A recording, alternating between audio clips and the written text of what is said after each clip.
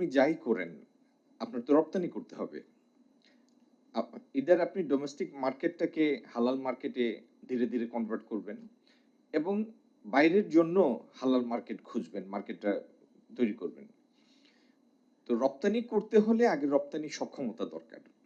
আর রপ্তানির সক্ষমতা বৃদ্ধির জন্য আপনার দরকার বেশি বেশি বিনিয়োগ। আর সেই বিনিয়োগের জন্য দরকার বিনিয়োগের কাঙ্ক্ষিত পরিবেশ তৈরি করা। সেই কাঙ্ক্ষিত পরিবেশের একটা উপাদান হচ্ছে অর্থ, ফিন্যান্স। আরেকটা উপাদান হচ্ছে যারা বিনিয়োগ করবেন, অর্থ খাটাবেন এইখানে, তারা দেখবেন যে অর্থ খাটিয়ে এখানে তিনি নিরুপদ্রবে ব্যবসা করতে পারবেন কিনা, সেই ব্যবসার সেই ব্যবসায় লাভ করতে পারবেন কিনা এবং নিরাপদে সেই লভ্যাংশ এবং তার বিনিয়োগকৃত পুঁজি ফেরত নিয়ে যেতে পারবেন কিনা। আর বিনিয়োগের জন্য আরেকটা আবশ্যিক শর্ত জ্বালানি সহজলভ্যতা। তো এই প্রতিটা জিনিস নিয়ে আমরা কাজ করছি এবং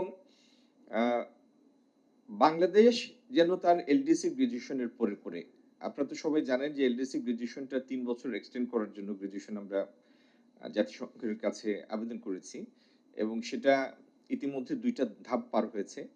ইউএনজি এর 81st সেশনে আমরা আশা করছি সেটা চূড়ান্তভাবে অনুমোদিত হবে। কিন্তু 3 বছর পরে গ্রাজুয়েশন করার পরে বাংলাদেশের সেই গ্রাজুয়েশন ডেভেলপিং কান্ট্রিতে সেই গ্রাজুয়েশনটা যেন স্মুথ এবং সিমলেস হয়, সেই জন্য বৈশ্বিক বাজারটার কাছে আমাদের অ্যাক্সেস দরকার, প্রবেশাধিকার দরকার। সেই প্রবেশাধিকারটা নিশ্চিত করার জন্য ইতিমধ্যে আমরা জাপানের সাথে একটা ইকোনমিক পার্টনারশিপ এগ্রিমেন্ট ইস্যু করেছি।